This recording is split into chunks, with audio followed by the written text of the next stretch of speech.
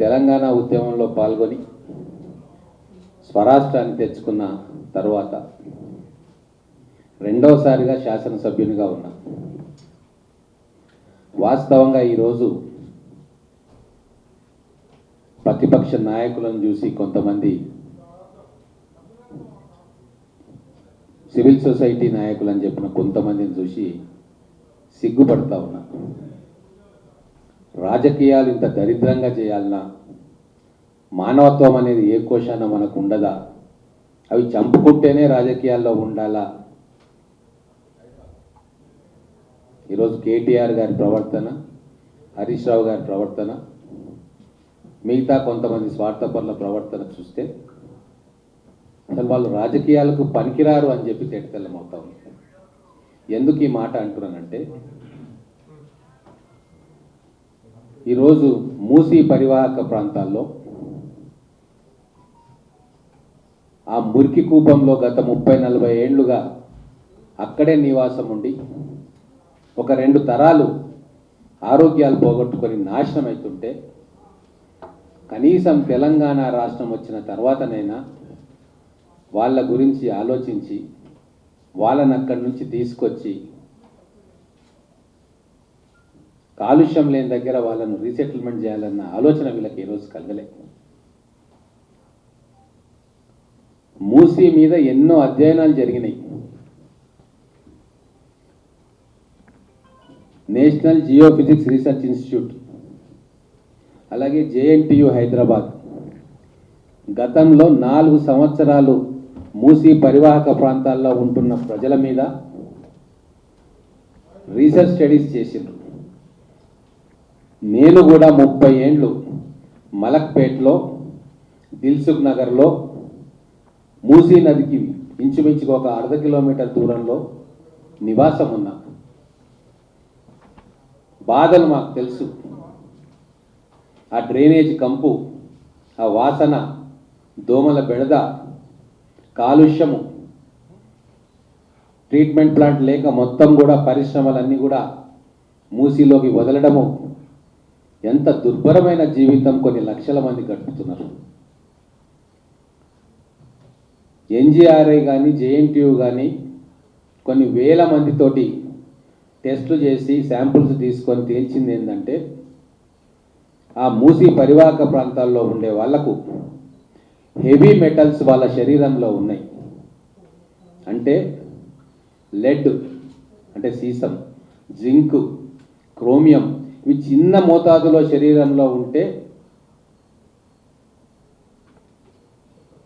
ఎన్నో రకాల జబ్బులకు అవి మూల కారణమైతాయి. ఈరోజు క్యాన్సర్ రేట్ ఆ ప్రాంతాల్లో విపరీతంగా పెరిగింది. ఇంత టాక్సిన్స్ శరీరంలో ఉంటే వాళ్ళ ఆయుర్దాయం తగ్గుతుంది. లంగ్స్ ఫెయిల్ అవుతాయి, కిడ్నీలు డ్యామేజ్ అవుతాయి, రెస్పిరేటరీ సిస్టమ్స్ కొలాప్స్ అవుతాయి, గ్యాస్ట్రో ఇంటెస్టినల్ ప్రాబ్లమ్స్ వస్తాయి. ముఖ్యంగా ఇన్ఫాంట్స్, చిల్డ్రన్, చిన్నపిల్లలకు ప్రాణాంతకమైతాయి. మనం అటువంటి అక్కడ నివసిస్తున్న ప్రజలకు స్వచ్ఛమైన నీరు, స్వచ్ఛమైన గాలి అందించే ఏర్పాటు చేయడం ఈ ప్రభుత్వం తప్ప. కేటీఆర్ గారు అమెరికా నుంచి వస్తారు, హైదరాబాద్ కాలుష్యానికి దూరంగా జన్వాడలో ఫామ్ హౌస్ కట్టుకొని హాయిగా అక్కడ స్వచ్ఛమైన గాలి పీల్చుకోవచ్చు, విందులు, విలాసాలు, వినోదాలు చేసుకోవచ్చు. కానీ మూసీ రివర్ బెడ్ అంచున పరివాహక ప్రాంతాల్లో ఉంటున్న వ్యక్తులకు హక్కు లేదా? స్వచ్ఛమైన గాలి పీల్చుకునే హక్కు లేదా? వాళ్ళు పూర్ణాయుషుతో బతికే అవసరం లేదా? మరి అటువంటి కార్యక్రమం మొట్టమొదటగా ధైర్యంతో రేవంత్ రెడ్డి గారి ప్రభుత్వం, మా కాంగ్రెస్ ప్రభుత్వం చేస్తున్నది. ఈరోజు నేను లెక్కలు చెప్తా. కేటీఆర్, నీకు సోయి ఉంటే ఒక్కసారి, నీకు మానవత్వం అనేది కొద్దిగానన్నా ఉంటే ఆలోచన చేయి. హరీష్ రావు, నీ జీవితం మొత్తం రాజకీయం చేసి బతికినవు, ఏ రోజు ఒక్క మనిషికి ఉపయోగపడలే. కానీ ఈరోజు మీరు చేస్తున్నది ఏంది? లండన్ నగరం ఉట్టిగానే మంచిగా అయిపోయిందా? సియోల్ నగరం మంచిగా అయిపోయిందా ఉట్టిగానే? సింగపూర్లో ఉన్న నగరం, సింగపూర్ నగరం ఈరోజు ఇంటర్నేషనల్ డెస్టినేషన్ ఎందుకయింది? మొత్తం గండిపేట నుంచి హిమాయత్ సాగర్ నుంచి ఘటకేసర్ దాకా, ఉప్పల్, బోడుప్పల్, తర్వాత ఘటకేసర్ ప్రాంతం మొత్తం కూడా కిలోమీటర్ అటు కిలోమీటర్ ఇటు మూసీ ప్రాంతంలో 25 లక్షల మంది నివాసం ఉంటున్నారు. మొత్తం మూసీ చుట్టుముట్టు ఉన్న పొలాలలో గడ్డిని పండిస్తారు. మేము చిన్నప్పుడు చూసేవాళ్ళం, మలక్పేటలో ఉన్నప్పుడు గడ్డి మోపులు అక్కడ పోయి కోసుకొని వచ్చి ఆవులకు బర్రెలకు వేసేవారు. ఈరోజు ఈ డ్రైనేజ్ వాటరు కాలుష్యం దానికి పోవడంతో డైరీ ఇండస్ట్రీకో అక్కడ ఆవులు కానీ బర్రెలు కానీ ఆ గడ్డి అయితే సప్లై చేస్తున్నారో తిని పాలల్లో విషం వస్తూ ఉంది. అది మన చిన్నపిల్లలకు ఇస్తూ ఉన్నాం. ఏ డైరీ అయినా కావచ్చు, మూసీ పరివాహక ప్రాంతం నుంచి వచ్చిన గడ్డిని తింటే ఆ ఆవు కానీ బర్రె కానీ పాలిస్తే ఆ పాలు మన పిల్లలు తాగుతున్నాం. సరే, మనం పెద్దగా అయిపోయినా మనకు ఇమ్యూనిటీ వచ్చిందో లేదో తర్వాత సంగతి. కానీ చంటి పిల్లలు ఈరోజు ఆ పాలు తాగి విషాన్ని తాగుతున్నారు. వాళ్ళు 25 లక్షల మంది ఈరోజు ఆ ప్రాంతంలో విషవాయువు పీలుస్తున్నారు, విషాన్ని తింటున్నారు, విషాన్ని తాగుతున్నారు. సూర్యాపేట దాకా, గండిపేట నుంచి సూర్యాపేట దాకా దాదాపుగా 1,00,000 ఎకరాల్లో మూసీ నది నీళ్లతోటి వ్యవసాయం జరుగుతూ ఉంది. ఇక్కడ పండించే వడ్లు హైదరాబాద్ మార్కెట్కి వస్తాయి, బియ్యంగా మనం తింటున్నాం. ఇక్కడ గ్రీన్ వెజిటబుల్స్, ఆకుకూరలు, వంకాయలు, బెండకాయలు, ఆ కూరగాయలన్నీ కూడా హైదరాబాద్ మార్కెట్కి వస్తుంటే అవి బెండకాయలు కాదు విషపుకాయలు, వంకాయలు కాదు విషపుకాయలు, ఆకుకూరలు కాదు విషపు కూరలు. అంటే హైదరాబాద్ నగరంలో ఉన్న 25 లక్షల జనాభా ఆరోగ్యం మీకు పట్టదు. మూసీ నది ఒడ్డున నివాసం ఉంటున్న పేదవాళ్ళు ఎప్పటికీ కూడా ఈ రోగాలతో సతమతం కావాలన్నా వాళ్ళకు ఒక ఆల్టర్నేటివ్ ఇచ్చే అవకాశం కూడా మనం కల్పియొద్దా? ఉండొచ్చు కొంతమంది స్వార్థపరులు, కొన్ని ఇండ్లు పోతాయేమో, కానీ ప్రభుత్వం కంపెన్సేషన్ ఇస్తా అంటుంది. ఇంకా కావాలంటే ఇస్తారు. టిన్ను షెడ్లలో ఉండే పేదవాళ్ళు వాళ్లకు అన్ని వసతులతోటి డబుల్ బెడ్రూమ్ ఇళ్ళు ఇస్తున్నాం. ఇంకా కావాలంటే కట్టిస్తారు. ఈరోజు చాలా స్వచ్ఛంద సంస్థలు, ముఖ్యమంత్రి గారు మాట్లాడుతున్నారు, మేము మాట్లాడుతున్నాం. ఈ రీసెటిల్మెంట్ పోయే వాళ్ళకి ఇంట్లోకి కావాల్సిన సామాన్లు కూడా ఇవ్వడానికి చాలామంది ముందుకు వస్తూ ఉన్నారు. ఎందుకు అంటే ఈ నగరాన్ని మనం కాపాడుకోవాలి. మూసీని జీవనది చేస్తే భవిష్యత్ తరాలకు మనం అందించిన వాళ్ళం అవుతాం. స్వచ్ఛమైన గాలి, స్వచ్ఛమైన నీరును అందించిన వాళ్ళు అవుతాం. మీ రాజకీయాలు కాపులు ఎత్తుకపోరు, పేదవాళ్ళను ముందలబెట్టి మొత్తం హైదరాబాద్ను నాశనం చేసే ఎత్తుగడ మీరు చేయలేని పని రేవంత్ రెడ్డి గారు చేస్తున్నారన్న దుఃఖం మీకుంది.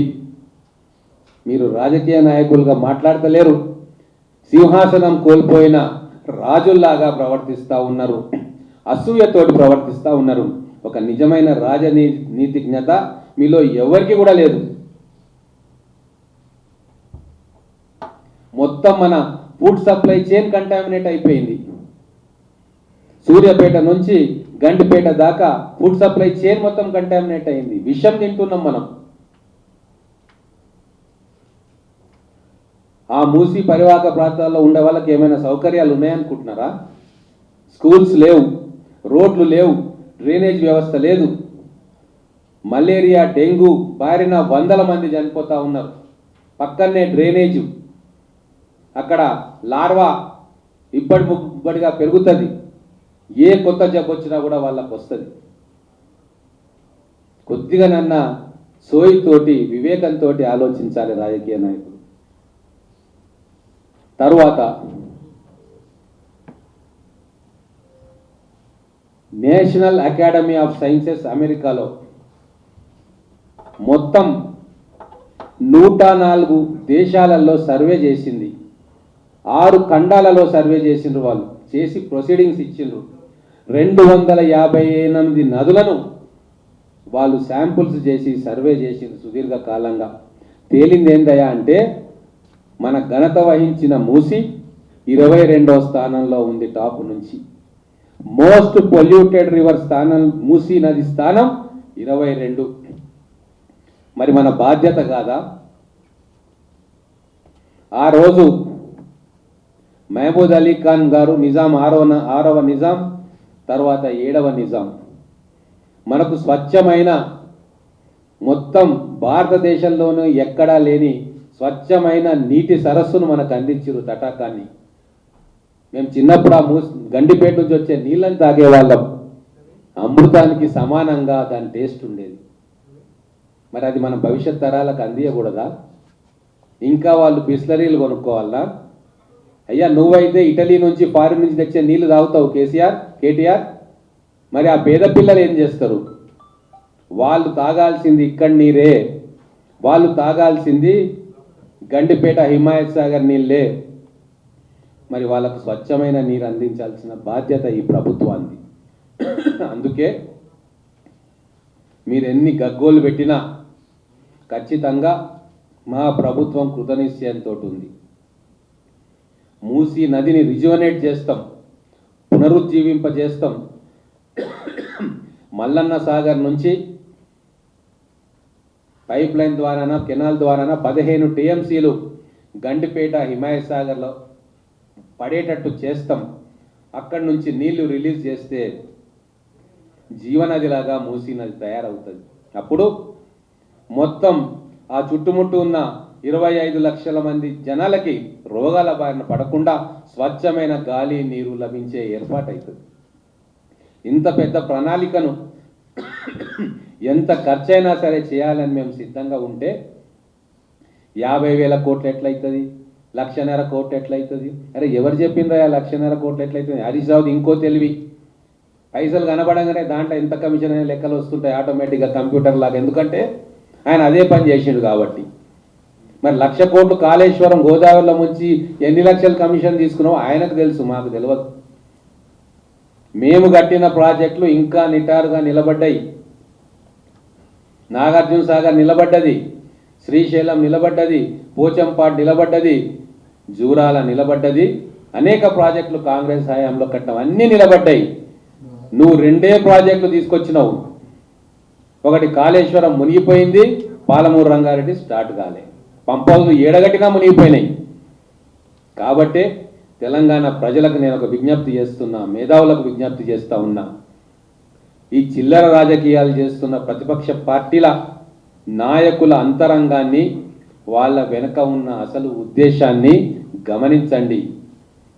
హైదరాబాదును ఒక విశ్వనగరంగా తయారు చేయడానికి చిత్తశుద్ధితోటి కాంగ్రెస్ పార్టీ ప్రయత్నం చేస్తుంది. కొంతమంది పేదవారికి నష్టం జరుగుతుంది, కానీ వాళ్ళని ఆ మురికి కూపంలోంచి తీసుకొచ్చి స్వచ్ఛమైన పరిసరాల్లో వారికి రిహాబిలిటేట్ చేస్తాం, రీసెటిల్మెంట్ చేస్తాం. వాళ్ళకు కావాల్సిన అన్ని సౌకర్యాలు, ఒక మధ్యతరగతి వ్యక్తి నివసించడానికి ఏమేం సౌకర్యాలు కావాలో అవన్నీ కూడా ఖచ్చితంగా మా కాంగ్రెస్ ప్రభుత్వం చేస్తుంది, వాళ్ళకు అండగా నిలబడుతుంది. కానీ ఒక 1000-2000 మంది పేదవారు నష్టపోతారు అని చెప్పి వీళ్ళు ముందల పెడుతున్నారే, 25 లక్షల మంది ప్రజల ఆరోగ్యాన్ని, వాళ్ళ అవసరాన్ని దృష్టిలో పెట్టుకొని ఈ Musi river front development authority పనులు చేస్తూ ఉన్నాం. చాలా గుండె ధైర్యం కావాలి ఇటువంటి ప్రాజెక్ట్ చేయడానికి. నేను బొంబాయిలో ఉద్యోగం చేస్తున్నప్పుడు ధారావి అనే స్లమ్ ఉండే, దాంట్లో నుంచి మేము మధ్య నుంచి ఆఫీస్కి పోతుండే. ఆ రోజు మొట్టమొదటిగా ధారావి స్లమ్ డెవలప్మెంట్ ప్రాజెక్ట్ తయారు చేసింది. కొన్ని వేల మందిని రీసెటిల్మెంట్ చేసి ఇట్లనే డ్రైనేజీల పక్కన, మురికుంపల పక్కన, స్వామ్స్ పక్కన, అంటే బురద నీటి గుంటల పక్కన నివసించే పేద ప్రజలకు వాళ్ళకు టవర్స్ కట్టించి వాళ్ళని అందులో పెడితే ఈరోజు వాళ్ళ జీవన ప్రమాణాలు పెరిగి దాంట్లో నుంచి ఎంతోమంది కంప్యూటర్లు చదువుకొని ఐటీ ఇండస్ట్రీలో బ్యాంకింగ్లో ఉద్యోగాలు చేస్తున్నారు. ఈరోజు పక్కనే బాంద్రా కుర్లా కాంప్లెక్స్ అనే మెగా ఐటీ ఫైనాన్షియల్ హబ్లో కొన్ని వేల మంది ధారావి నుంచి వచ్చిన పిల్లలు అక్కడ ఉద్యోగాలు చేస్తున్నారు. ఎందుకంటే వాళ్లకు మంచి వాతావరణాన్ని కల్పించారు కాబట్టి వాళ్ళు చదువు మీద ఉత్సాహంతో చదువుకొని వాళ్ళు జీవితంలో సెటిల్ అవుతూ ఉన్నారు. మా మూసీ నది చుట్టూ 60-70 సంవత్సరాలు ఉన్న వ్యక్తులు కూడా రేపు ఆ పరిసర ప్రాంతాల నుంచి బయటికి వస్తే వాళ్ళ ఆలోచన మారుతుంది, చదువుకుంటారు వాళ్ళ పిల్లలు, వాళ్ళు కూడా జీవితంలో ఉన్నత స్థానాలకు పోతారు. కాంక్రీట్గా హైదరాబాద్ నగర ప్రతిష్టను పెంచడానికి కొన్ని లక్షల కోట్ల ఇన్వెస్ట్మెంట్లు హైదరాబాద్కు తీసుకొచ్చి లక్షల ఉద్యోగాల కల్పన చేయనీకే మూసీ రివర్ ఫ్రంట్ డెవలప్మెంట్ అనేది చాలా అద్భుతమైన చేయాల్సిన పని. అది గతంలో ప్రభుత్వాలు చేయలే. సీమాంధ్ర ప్రభుత్వం కావచ్చు, కేసీఆర్ పాలనలో ఉన్న 10 సంవత్సరాల బీఆర్ఎస్ ప్రభుత్వం కావచ్చు. కానీ ఇప్పుడు అసలైన ప్రజల శ్రేయస్సు కోరే ప్రభుత్వం వచ్చింది కాబట్టి తెలంగాణ ప్రజల ఆకాంక్ష మేరకు మూసీ నదిని పునరుజ్జీవింపజేసే కార్యక్రమాన్ని మొదలుపెట్టినాం. ఖచ్చితంగా ప్రజలందరి మద్దతు కూడా దీనికి కావాలని చెప్పి నేను సవినయంగా కోరుకుంటూ, ఇంకొక విషయం చిన్నది యాడ్ చేస్తా. ఆ చుట్టుముట్టున్న బోర్ వాటర్ కూడా కంటామినేట్ అయిపోయింది. మనకి ఇంకా వేరే దారి లేదు. ఈ హైదరాబాద్ నగరాన్ని, దక్షిణ ప్రాంతంలో ఉన్న ప్రజలను కాపాడుకోవాలంటే ఎట్టి పరిస్థితుల్లో మూసీని రిజోనేట్ చేయాల్సిందే, గోదావరి నీళ్లు తెచ్చి మూసీలో కలపాల్సిందే. ఇంతకు మించి మార్గం లేదు. ఇది ఒక భగీరథ ప్రయత్నం. మన ముఖ్యమంత్రి గారు ఆ ప్రయత్నాన్ని ప్రారంభించారు. ఎవరు ఎన్ని మాట్లాడినా, ఎన్ని కుతంత్రాలు చేసినా ప్రజల శ్రేయస్సు కోసం పనిచేసే ప్రభుత్వం కనుక ఆ కార్యక్రమాన్ని పూర్తి చేసి చూపిస్తాం. ఆ ప్రజలు స్వేచ్ఛ, కాలుష్యరహిత వాతావరణంలో బ్రతికేటట్టుగా చేస్తాం.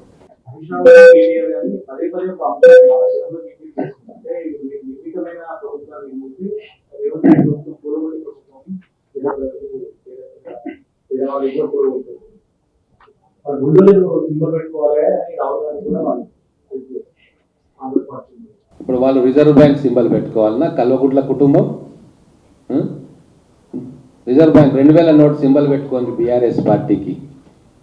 వాళ్ళ బిల్డింగ్లు ఎక్కడికి వెళ్ళి వచ్చినాయి, ఏడికెళ్ళి వచ్చినాయి? వాళ్ళు ఎక్కడుండే? మేము లేమా? బీఆర్ఎస్ పార్టీ ఫౌండర్స్ కదా మేమంతా. అప్పుడు ఎట్లా ఉండే? రబ్బర్ చెప్పులు, జెన్ కార్లు ఇప్పుడే ఉన్నాయి. డైరీలు, ఇండస్ట్రీలు, ఫార్మా కంపెనీలు, ఐటీ కంపెనీలు ఎడికెళ్ళి వచ్చినాయి? మరి వాళ్ళని పెట్టుకోమందుమా? Reserve bank symbol 2000 note symbol పెట్టుకుందాం. బీఆర్ఎస్ పార్టీ కారు గుర్తు తీసేద్దాం. ఆ కారు కూడా మామూలు కారు అయితే బాగానే ఉండదు, బెంజ్ కారు కాదు, ఇంకా చాలా పెద్ద పెద్ద కార్లు ఉంటాయి, కోట్ల రూపాయల కారు. ఆ కార్ల సింబల్ అన్న పెట్టుకోమనండి.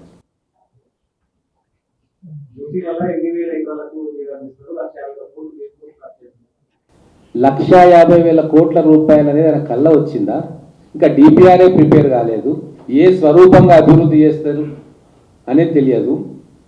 ఇప్పుడు బిడ్డింగ్ జరుగుతుంది, కన్సల్టెంట్ను హైర్ చేసుకుంటారు మొదలు. వాళ్ళకి అన్నీ తెలుసు. ఫస్ట్ కన్సల్టెంట్ వస్తాడు, అది కూడా గతంలో ఇలాంటి మురికి నదులను రిజ్యూనేట్ చేసే అనుభవం ఉన్న కంపెనీలు వస్తున్నాయి. సింగపూర్ నుంచి, యుఎస్ నుంచి జాయింట్ వెంచర్లుగా వచ్చి ఫస్ట్ ప్రాజెక్టు నమూనాను తయారు చేయడానికి బిడ్డింగ్ జరుగుతూ ఉంది. మరి ప్రాజెక్ట్ నమూనానే కాలేదు, కొడుకు పుట్టలేదు, బిడ్డ పేరు సోమలింగం, కొడుకు పేరు సోమలింగం అన్నట్టుంది. వాళ్ళకి అన్ని అలవాటైనాయి. ఇవి ఒక ప్రాజెక్టు చేస్తే ఎంత వస్తుంది, ఏమొస్తుంది అని లెక్కలు తిరుగుతూ ఉంటాయి కంప్యూటర్ హరీష్కు. కాబట్టి ఇవన్నీ మాటలు మాట్లాడతారు, చిల్లర మాటలు. నిజంగానే రేపు డిపిఆర్లు తయారైపోయి, ఫైనాన్షియల్ క్లోజర్స్ అయిపోయి, ఇగో ఈ ప్రాజెక్టుకు ఎక్కడెక్కడ ఈ బ్రిడ్జిలు కడతామా, ఈ ఫ్రంటేజ్ కడతామా, ఈ ఫసాడ్ కడతామా, లేకుంటే ఈ పార్కులు కడతామా, ఈ బిల్డింగ్లు కడతాం వచ్చినాక అది కరెక్టా కాదా అడిగే హక్కు మీకు ఉంటుంది. ప్రతిపక్షంలో రూపాయిది రూపాయి అంటున్నామా, 10 రూపాయలు అంటున్నామా, ఏది లేకుండా ఉట్టిగానే బట్టగలిసి మీద పడిస్తే ఏ మంచి కార్యక్రమాన్ని వీళ్ళు చేయనియరు. అర్థమైపోయింది. తెలంగాణ ప్రజల దశకట్టుకు వీళ్ళు శత్రువులు. వీళ్ళని సమూలంగా ఆ పార్టీని పొందబెడితే తప్ప తెలంగాణలో ఏ మంచి కూడా జరగనియరు. వీళ్ళు శనిలాగా దాపురించారు. ఈ కుటుంబం మొత్తం కూడా శనిలాగా తెలంగాణ రాష్ట్రానికి దాపురించింది. ఉద్యమంలో కూడా మేము చూసినాం వీళ్ళ వికృత చేష్టలు, వీళ్ళ బ్లాక్ మెయిలింగ్లు, వీళ్ళ కథ, టికెట్లు అమ్ముకోవడం. మేమంతా ప్రత్యక్ష సాక్షులం కదా, మేమంతా బాధితులమే కదా. వీళ్ళ ప్రవర్తన ఎట్లా ఉండే ఏంది మాకు తెలియదా? పిల్ల మేనమామ పిల్ల గురించి చెప్తారా? మాకు తెలుసు వీళ్ళు ఏమేమి చేసిండ్రు, ఎట్లెట్లా చేసిండ్రు, అప్పుడు ఎట్లుండే ఇప్పుడు ఎట్లా అయినరు. కాబట్టి వాళ్ళు తెలంగాణ ప్రజల పక్షాన మాట్లాడే అర్హత కూడా వాళ్ళకి లేదు.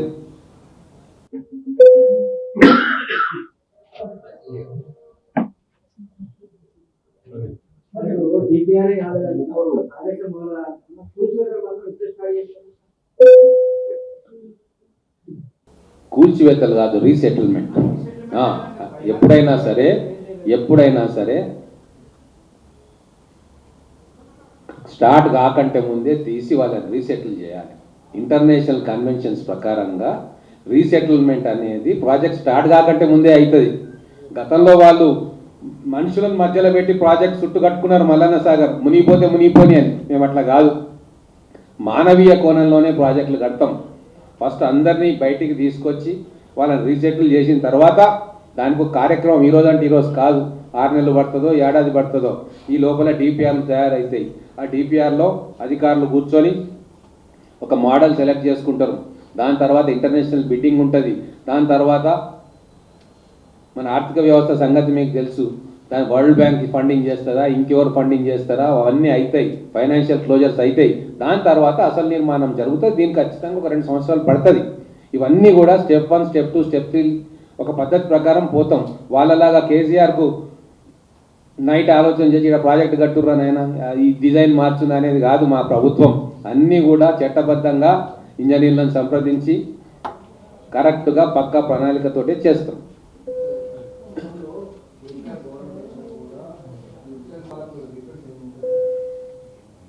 మీరు ఈ మాట 5 సంవత్సరాల తర్వాత మేము ఎలక్షన్స్ పోతాం కదా, అప్పుడు మా పనితీరును చూసి మీరు అడగాలి. ఖచ్చితంగా మేము ఏదైతే మొదలు పెడతామో అది కంప్లీట్ చేస్తాం. అందుకే చాలా జాగ్రత్తగా స్టెప్ బై స్టెప్ పోతా ఉన్నాం.